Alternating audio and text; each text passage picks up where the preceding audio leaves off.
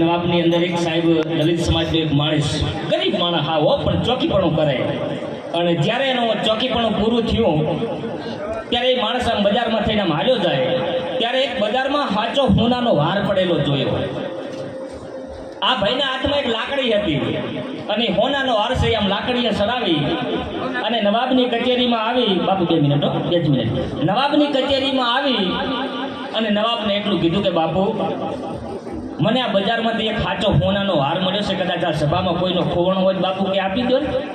હવે સભાની અંદર તો અનેક પ્રકારના માણસો બેઠા હતા બાપજીભાઈ. એમાંથી કોઈક એવો નવાલો માણસ બોલ્યો કે ગમે એમ ગણો તો કે આ દલિત સમાજનો માણસ છે, આને બુદ્ધિ ન હોય.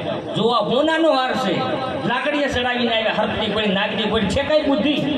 નકર આ સોનાનો હાર છે કાં ડોકમાં પહેરીને વાય, અથવા હાથમાં લઈને વાય, અથવા બીજામાં લઈને વાય, પણ આને બુદ્ધિ નથી એટલે આમ લાકડીએ ઉપાડીને આવ્યા. પણ સાહેબ નવાબ બહુ ડાયો માણસ હતો. ડાયો માણસ એ કોઈથી તાવ ન નાખે, કારણ કે એને બોલવાની ખબર હોય. બોલ બોલ અમૂલ હે. આ ઘણા અમુક ટાઈમે વધારે વોટિંગ થઈ જાય ને હોદો મળી જાય, બસ જેમ આવે માઇક નથી બોલી જતા, તમારા ગામની અંદર જૂના વાળા તોડી નાખો, નવા વાળા બનાવી નાખો. 5 વર્ષ જાય તો એ વાળો ના બનાવી શકે, બોલી જાય. પાછા વળી નહીં માઇકમાં ટીવી કોઈ માફી માંગતા હોય. एक्चुअली कल मैंने बोला ये थोड़ा भूल चुक से बोल गया था, मेरा शब्द હું વાપસ લેતા હું. તને અમારા ગામનો ગો કરી દે, શબ્દ પાછા ન ખેહાય. આ શું કઈ બોલી છે તું ખેહી લઈશ? બોલ બોલ અબુલ હે, બિન તોલે મત બોલ, પહેલે ભીતર से તોલ, फिर વાહિદ को બોલ. માણસ તો સાહેબ એકવાર બોલે એટલે ફાઇનલ થઈ જાય.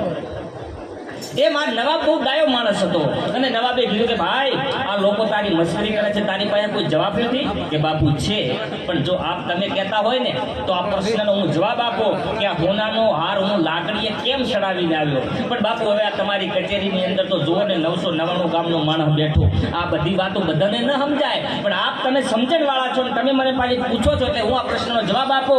અને અમારા કવિને પણ લખવું પડ્યું. આ જગતની અંદર કેટલી પ્રકારના માણસો હોય છે, કેવા અને કેવા સરુણભાઈ. કારણ કે અવળચંડા અધકચરા અજડ અકલમઠા આદેખી અકર્મી આળસુ આપડાયા ઓશિયાળા ઉતાવળા અગાપાસિયા કડિયાપોર કદરૂપા કરમીણા કવાચી કપટી કપાતર કકાટિયા કામી કામણકારા ગાંડાબળિયા ખટપટિયા ખઠવાદિયા ખૂટલ ખૂંખાર ખેલાડે ખોંજરા ગરજુડા ગપસપિયા ગળે પડવું ગંધા ગજેરી ગાંડા ગોલા ગોબરા ગુણકરાટ ગમ્મર ગફ્ફર ગાલાવેલિયા ગમંડી ઘરભૂષણ ઘરપાડું ભૂષણખોર કોઘાટિયા ચતુર ચાપલા ચાંગલા ચોવટિયા સિગરમતિયા શેરબટા સિસરા જબરા ઝીણા ઠરેલ ઠાવક ડફોળ તરાણ તપોમુનિ દયાળુ દાતાર દુખિયા દોરંગા ઢોડાયા ધમાલિયા ધોગાપાડું ધીરજવાન નરવા નગોણા નપટા નમાલિયા પંચાટિયા પાણીયાળા પાંગળા પોચા પ્રેમાળ ફોસી ફટેદીવાળિયા ફાલતુ ફાટલ બહાદુર ભગત બૈલા બાજુકડા બીકણા બોલકણા બુદ્ધિશાળી ભડવી ભલા ભોળા ભમરાળા મસ્તીખોર મેઠા મફતિયા મારફા રેઢિયાળા રઢિયાળા સુધરેલા સાણા સુકિયા શરમાળા કાચા બોલા હલકટ હલકા લૂણ રમી લૂંટારા વિવેકી વેરાગી વાતરાયલ વાતુડિયા. બાપુ આ જગતની અંદર આટલી પ્રકારના માણસ છે, આ બધાને ન સમજાય. આ તો સંતોનો ગહારો હોય એને જ સમજાય. એટલે તમે કહો છો આ પ્રશ્નનો હું જવાબ આપું કે આ સોનાનો હાર હું લાકડીએ કેમ ચડાવીને આવ્યો. તેથી દલિત સમાજનો માણસ, આ સત્ય ઘટનાનો પ્રસંગ બનેલો સાહેબ, કોઈ જોક્સ નથી. એ દલિત સમાજનો માણસ ફાટેલ તૂટેલા કપડા પણ એની અંદર ભજન પડ્યો તો ઊભો થઈ અને ભરી સભાને જવાબ આપ્યો. આખી કચેરીને હડબડાવી દીધી સાહેબ. અને એટલું જ બોલ્યો કે ભાઈ મને વધારે ખબર નથી, પણ એક મેં નરસિંહ મહેતાનું ભજન આવડેલું છે અને એની અંદર એવા શબ્દો છે કે વૈષ્ણવ જનતો તેને કહીએ કે જે પીડ પરાઈ જાણે.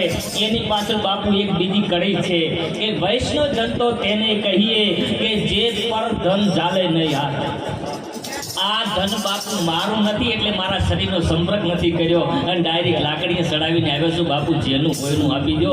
આ ભજન એને આભલ્યું કહેવાય, આ ભજન એને ઉતાર્યું કહેવાય. બાકી આપણને એવા હાર મળે તો નવાબની કચેરી ના થાય, ડીસાની હોનારી બજાર થાય કે બાપુ જો હાથો છે ખોટો છે. આખી રાત જોઈને લાગી ગોપાલજી ધૂન ભૂન ના લાગે. આ ભજન હું કહે છે ને એ જીવનમાં ઉતરે તો જીવન જીવવાની મોજ આવે. તો હવે સમય થઈ ગયો છે આપણે આર્થિક